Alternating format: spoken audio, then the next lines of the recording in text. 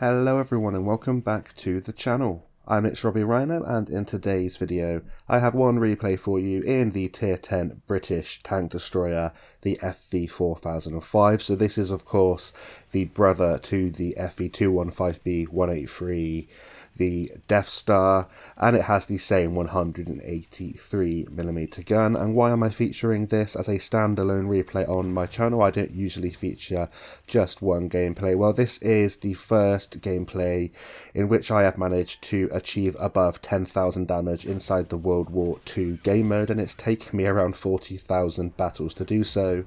I had gone through numerous sort of damage results in the region of 9,500 up to sort of 9,700, 9,800, and I finally managed to do it in this replay here. So we found ourselves in this position here in F3 behind this rock. We are on Sunset Coast, which is of course the crap version of Airfield, which I'm glad is back in the game, and I'm pinging the map quite frustratingly at the start of this battle as I'm trying to get my team to move forwards. I am a glass cannon tank destroyer with a very dangerous gun, but with a limited 90-degree gun arc to the left and right, so not particularly flexible in a lot of situations, and we really need the heavy tanks, the medium tanks, to go forward and try and get a little bit of vision. And in this situation I will sometimes be very impatient, push forwards myself regardless of what class of tank I am playing, and it can come to my demise. But I decided to be really patient in this gameplay, and it did teach me that in some situations it is best to be patient. You can't push the tempo in these glass cannon tank destroyers unless they have great concealment, and that's definitely something the FV4005 does not have. So we're going to be sticking around this sort of area for the large majority of the battle, but we're going to have a pretty damn nice result, and the reason for that result, we'll get talking about it during the gameplay, but the main couple of reasons are my patience and also my setup. So what do I run with the FV4005 and what setup am I running in the gameplay you are watching here in this team destruction battle on Sunset Coast? Well, in terms of equipment, I am running advanced loader, advanced gun lay and drive, and the advanced reload skill, which lets you switch between non-ATGM ammo freely without any time penalty. And in terms of my commander, I am running 6th Sense, Born Leader, Rapid Loading, Steady Aim, Rapid Aim, Snapshot, Run and Gun, Deadeye, and Situational Awareness. So all the gun handling skills to make this as accurate and well behaved as possible. Due to the nature of the size of the caliber of the gun being a 183mm caliber gun, it is definitely going to be a little bit derpy, but the gun handling skills do improve that quite dramatically. In terms of view range, I've put situational awareness on there because this is a commander I switched from another tank. However, you definitely might want to take that out, sacrifice the view range for something else. And something else, what else would that be? Well, I would recommend particularly taking the skill called Iron Mace, which is a 25% decrease to the effect that distance has on your shell penetration ability. You could also improve your mobility a little bit more with clutch braking or off-road driving, or you could just keep the situational awareness to boost your view range up a little bit, but you've got no concealment and you're definitely going to be playing a kind of gameplay where you strike from an unsuspecting location, fall back, and you definitely need teammates or hard cover around you because you don't want to be taking fire in this tank. In terms of the Deadeye skill, which I run on my commander, that is a 6% increase to the chance of damaging enemy crew and modules with AP, APCR and heat. Well, that's only going to apply to the AP rounds here on the Death Star, but as a large caliber gun, you are very likely to deal module damage and injured crews anyway. That is naturally what happens with a larger caliber gun, but with this skill, the 6% increase means you're more likely to get fires, ammo wrecks, damage, crew members, and it can really help you and your teammate out, and it's one of the only tanks that I think that it's probably worth taking that skill on. So if you do run the same setup as me with the FV4005, you're looking at around a 22-second reload for that fantastic alpha damage of 1150 on your standard AP rounds, 1450 if you can penetrate the 240mm of penetration on the HESH rounds, and you have 1650 alpha damage if you choose to use the regular HE rounds at 92mm of penetration. And that advanced reload skill allows me to switch between the shells and choose which shell I want to use on which target. And it was buffed so that you are able to have that higher alpha damage with the regular HE. As you can see now, I'm switching to that for the enemy FV4005, and we absolutely slap him for over 1600 damage, and that gives him a one-shot, and our WoT Alpha Panzer IV manages to finish him off. So it's definitely a skill worth having on a tank like this, or the Sturmtiger, with different kinds of rounds for different kinds of opponents, and it's definitely a reason why my damage is so high in this gameplay. There we penetrate a HESH round into that Stone Cold, and the poor tier 8 goes back to the garage, so he's not going to be too happy. In terms of the other stats of this vehicle, if you run the same setup as me, I have an accuracy now of 0.31, so not fantastic, but good for the caliber of the gun, and an aim time of 2.19 seconds, and that's the real killer. It allows me to get those snapshots off a little bit quicker than if I invested in a different piece of equipment, like the advanced optics or maybe the vents, which would improve everything by 5%, so that's why I've gone with the advanced gun laying drive. In terms of the mobility, pretty mediocre on this vehicle, but you have got that gun, and that balances out with the poor mobility. 38 forwards, 14 in reverse. Your gun is limited to 90 degrees to the left and right, which can become quite annoying in close quarters combat, which is why you always need teammates around you. It's a pretty good platoon tank if you do have a heavy or a fully rotational turret on a tank destroyer in a platoon. This tank can become very useful indeed. You have 8 degrees of gun depression, but only 10 degrees 8 degrees of gun elevation, I should say, and 10 degrees of gun depression, and that 8 degrees of gun elevation can catch you out in this tank. It means that you can't shoot on a downslope trying to fire upwards, and you definitely have to watch out for that.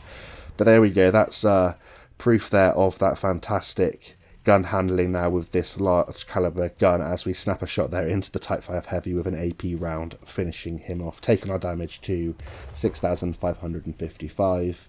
In terms of some other stats with my commander and equipment setup, DPM of 3,151, which isn't too bad considering you have such a long reload with this large caliber gun. In terms of the penetration on the standard AP rounds, which I haven't mentioned, is 300mm, very, very nice indeed, able to penetrate pretty much everything you're going to come across from the front, so no issues there. Fantastic penetration on those AP rounds, and it's such a lovely selection to have these 3 different rounds and make use of the HESH rounds where possible, and that's what really boosted my damage in this gameplay.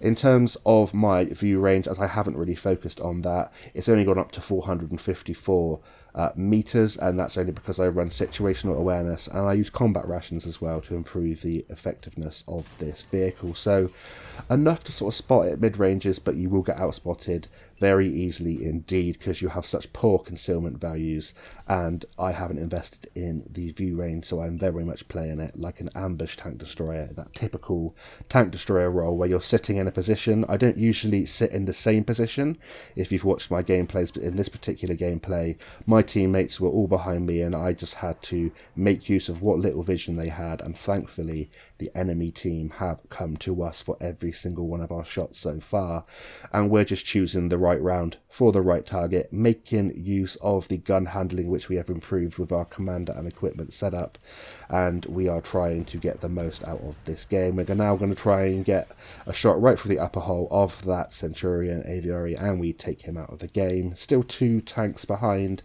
but we are already up to 8,883 damage with 5 kills, so it's looking pretty good for us at the sort of mid to end point of this battle. 4 minutes and 30 seconds left, so hopefully we are able to get some vision from our teammates and we are going to support them with our very dangerous gun. And at this point my hands were shaking a little bit. It's a pretty mediocre gameplay in terms of I've been in the same position and all I've been doing is firing at what is coming towards us. But I wanted to get over 10k damage in World War II for so long. I have been so close so many times and it just hasn't happened. I've had fantastic games where I've sometimes carried the team. It doesn't happen very often, but I've just come short of that 10k. And with that shot there on the T55A bringing us to 9.4k damage, it wasn't a penetrating round and I was thinking maybe it wasn't to be. There's an artillery on the enemy team which I'm very scared of, which is why I'm hugging the rock.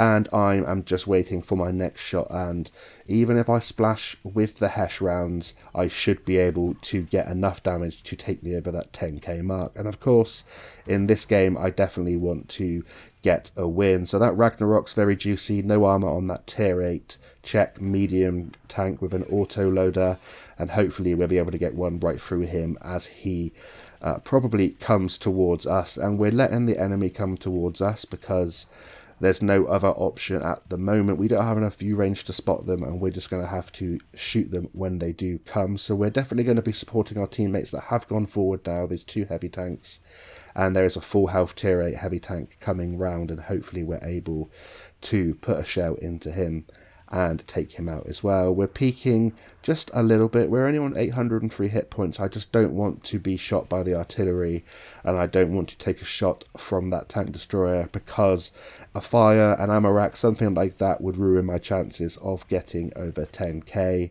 But the tier 8 does make an appearance on top of the hill, tempting me trying to go over this ridgeline, but he goes forward, he starts to slide and we manage to get a penetrating round right through the side with a nice fire there, with the Deadeye skill helping us, and 65 hit points now. Any splash from our gun or an artillery will be able to take him out, and that's 11,000 damage.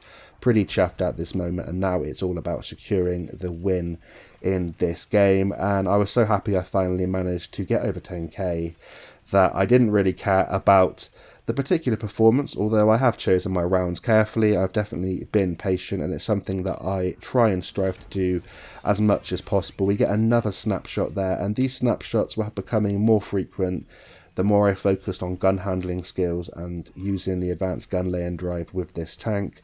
It just meant that I was able to get those kind of snapshots, hit them, and it's just boosted my damage even further and allowed me to get some pretty clutch shots in and not allow my enemies to get near me or around me. It's just the remaining, I think it's a Waffenträger Auf Panzer IV on the enemy team, and hopefully we're able to get a nice shot at distance on this tank. Unfortunately, he goes into cover. We're going to have to try and find an angle on him, but our heavy tank is going towards him, so now's the time to push. It's 4 against 1, with one of us being an artillery.